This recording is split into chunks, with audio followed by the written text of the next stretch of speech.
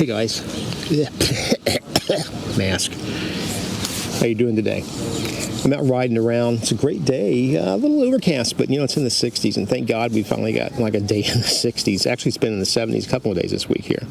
So weather's getting better. I decided to pull over to the Grind and Crepe over in the Occoquan and grab a quick cappuccino, take a break. If you're ever in the area, Grind and Crepe. If you're ever like near Woodbridge, or near the Occoquan, it's worth coming over and checking these people out. They've got great crepes, obviously, it's in the name, and really good espresso. But anyway, as I was coming over here today, I was thinking, you know, people send me messages all the time asking me for my opinion on stuff they're thinking about doing with their Fat Bob, or asking what mods I like or don't like, or what mods I'd researched.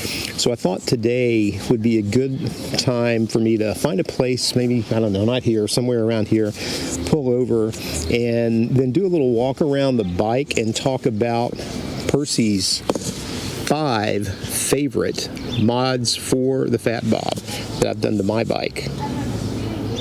Let's go check it out.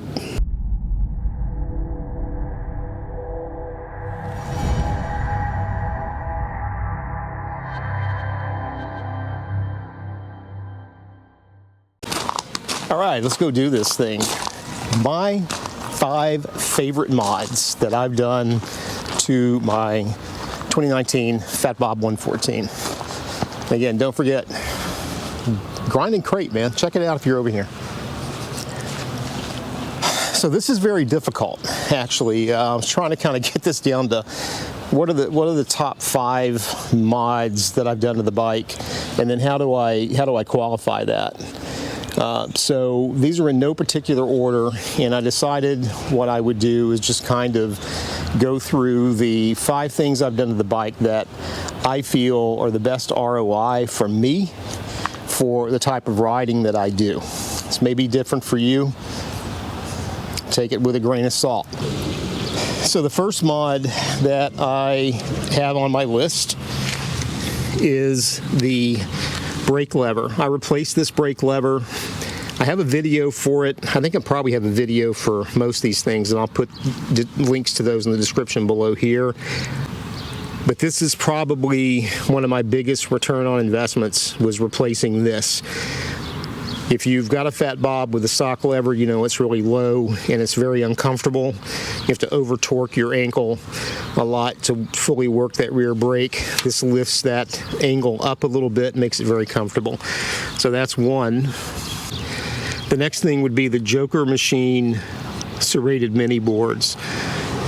These are great for just general riding, if you're around town or just out for the weekend or whatever. But this is a huge boost when you're on long journeys. So if you're going to take a road trip for a week or whatever, this just makes the ride so much more comfortable. Having the bigger contact patch with your boot, and then of course you can move your boot around. But they're not overly large and they don't look weird on the bike. I think it just kind of goes really good with the vibe. So that's 2. You got the brake pedal, or the brake lever, and then this. And I do have a video for these as well. I think the third one would have to be my CJ Motorsports risers, or riser extensions. These are 2.5-inch extensions. I just moved up from a 1.5 to a 2.5 on these, I guess about a month and a half ago, and I really like this.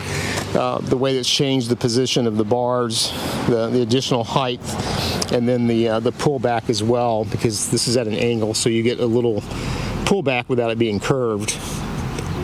And again, this is one of those mods that, you know, it's a really personal thing, but for me, with the type of riding that I do, it's just so much more comfortable.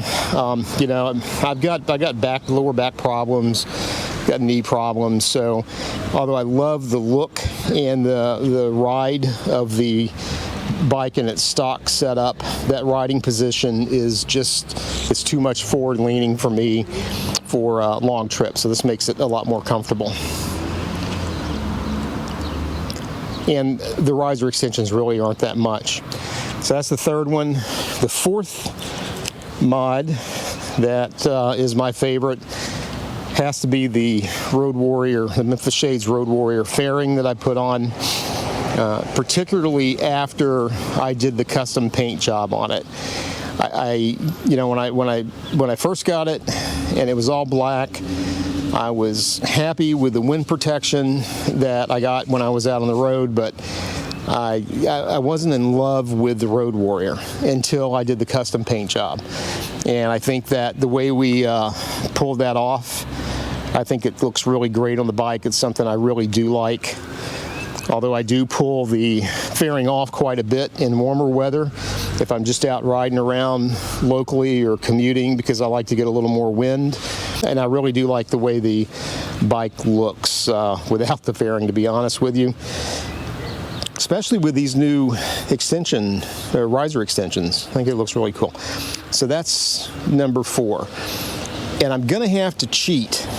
I hate to do this on you, but I'm gonna have to cheat, because number 5 actually requires 2 components.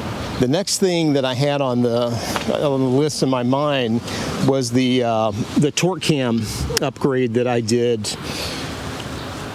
I don't know, I guess it was a year ago. Yeah, I think it was a year ago, last January. That is probably the thing that I have gotten the most enjoyment out of, pure enjoyment. It has nothing to do with comfort, has nothing to do with anything other than getting on the throttle and feeling the adrenaline run through you with that extra torque that comes with that torque cam.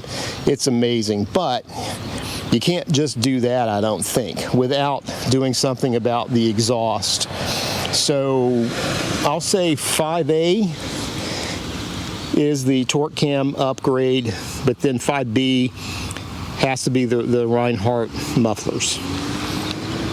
Those Rineharts are sweet. I love the tone.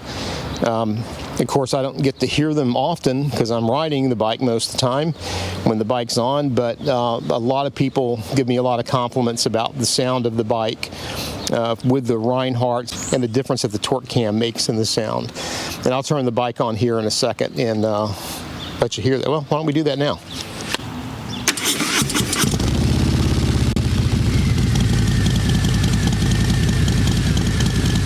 Obviously, she's already been warmed up.